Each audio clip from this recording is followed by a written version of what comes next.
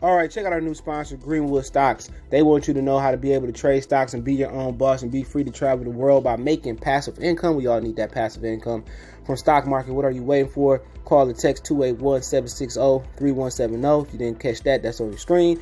Or check them out at social media, Greenwood Stocks, and catch them at Gmail, Greenwood Stock Trading at Gmail, and the YouTube channel is Greenwood Stocks. Appreciate them for giving me the opportunity. Check them out. We out. All right, the Brooklyn Nets is the team that most LeBron fans and Laker fans feared. They really rolling right now. Let me tell you how many games they won straight because they swept a 6-game West Coast swing. Beat a West Coast team in the Kings. And they didn't doing it without KD. And that might be good and that might be bad, but we know James Harden when it comes to the playoffs. That's the one thing. Yeah, they won 7 straight, so they rolling 1 game behind. Well, they say it's a half game behind the Philadelphia 76. They 1 game behind. But let's talk about it. Check out the NBA Talk playlist. Hit that subscribe button, bell icon button, share the video. And people saying, well, why James Harden wasn't doing this? And Houston he was. My whole thing is I believe it when I see it. When James Harden step up in the postseason, that's my thing about it. When you do this in the postseason, you still like this. And remember, when they still had a super team in Oklahoma City Thunder, nobody called it a super team because they was young and they was drafted together. Russell Westbrook, Kevin Durant, also Serge Ibaka. And James Harden couldn't get it right. But I'll get to that in a second. But, looking at them right now, they're the team to beat in the East. But my question is, even last night, you can't just keep outscoring teams. No matter how much offensive talent you got, at some point, you got to get a stop. And they have nobody for LeBron James. If they do see them, they have no answer for LeBron James. They only answer for LeBron is going to be, if he just get injured, he get old overnight, or he just not aggressive. People say Kevin Durant. Well, yeah, but Kevin Durant at the same time is coming off an Achilles injury. So you can't put Kevin Durant on LeBron coming off Achilles injury every time down the floor. And just look at the games that they losing by. They let the Kings score 118. Let the Clippers score 108. The only team they held under 100 in a while was the Los Angeles Lakers, 98 points. And you can't just flip the switch and say, you know what, we're going to turn it on and be a great defense. No. Defense had no switch. 117 to the Warriors. They gave up. They held the Pacers to 94 points, okay? The Pistons got 122. The Sixers got 124. The Raptors had 123.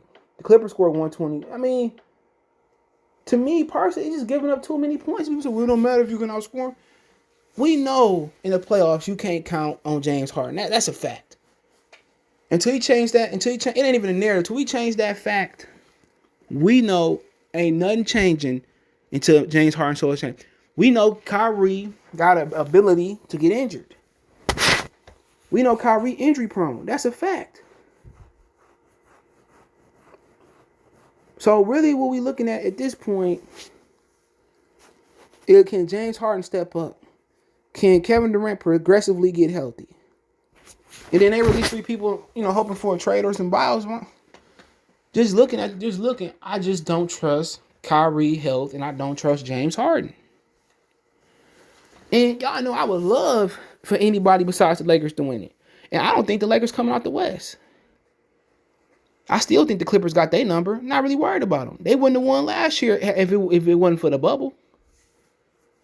And they really didn't. The bubble shit don't count. That shit was garbage. When y'all see what I'm talking about this year, but I still don't like how many points they're giving up.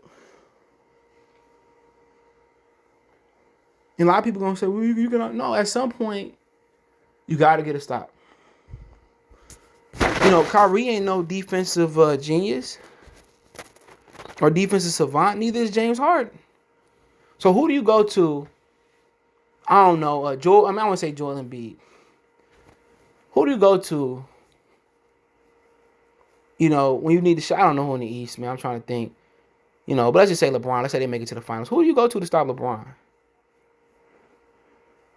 Who do you go to stop AD? Honestly, who do you go to stop those guys? When you need a stop, where do you get the stop from? People say, well, they stop LeBron last. That's regular season. When Siakam got it going. When Tatum and Brown got it going. When Jimmy Butler got it going. Legitimately, who do you go to get a stop? Because you can't put Kevin Durant on everybody. They can tell me you can outscore. Man, I wouldn't count on a team outscoring nobody. If that was the case in NBA history, in sports history, why don't always the high scoring teams win? When they need to stop, they ain't got nobody. DeAndre Jordan, he about 5,000 years old? When they need to stop, who they go to? You can talk about they can outscore. Then you worried about what if James Harden don't show up in the conference finals or in the finals? Shit, what if he don't show up in the second round like last year? What if he don't? And then you counting on KD and Kyrie. And really what you telling James Harden is just being an effective facilitator. I mean, I don't know who they play, but let's say, they switch on. I mean, they just don't have a team that they shown defensively that scares me.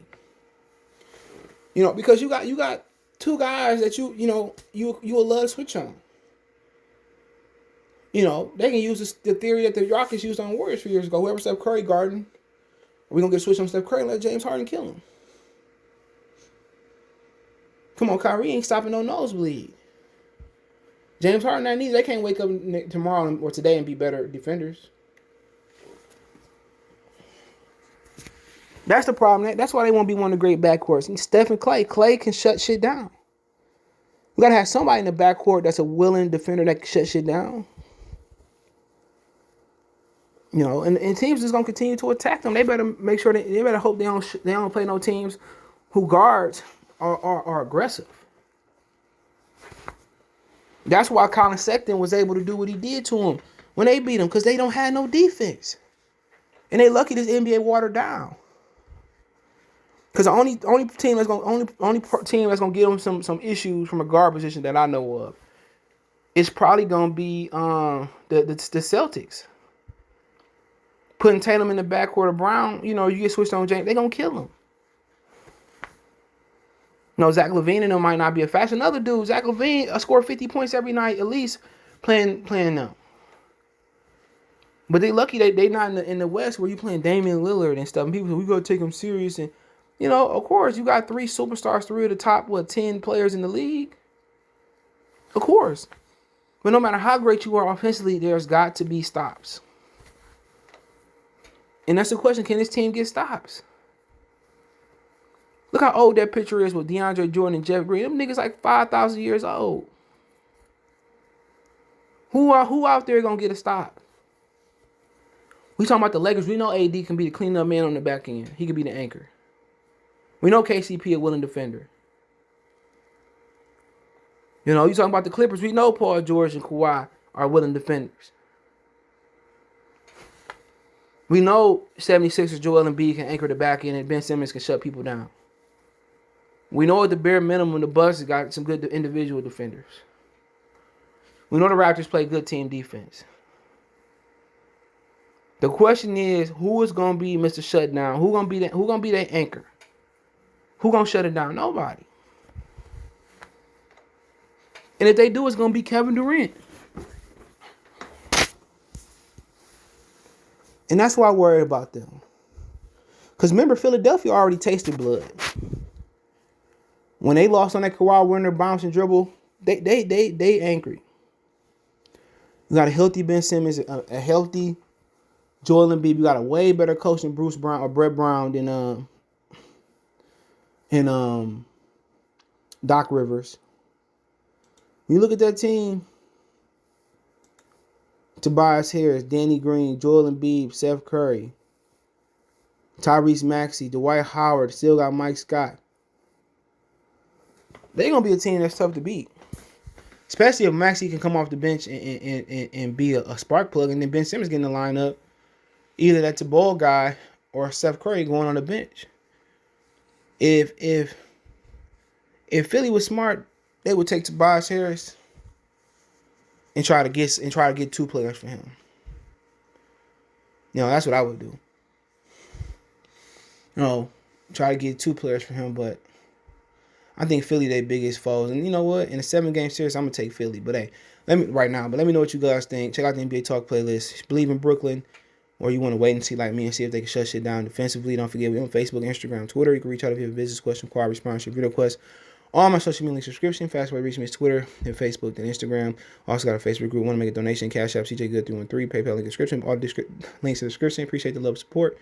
We gone.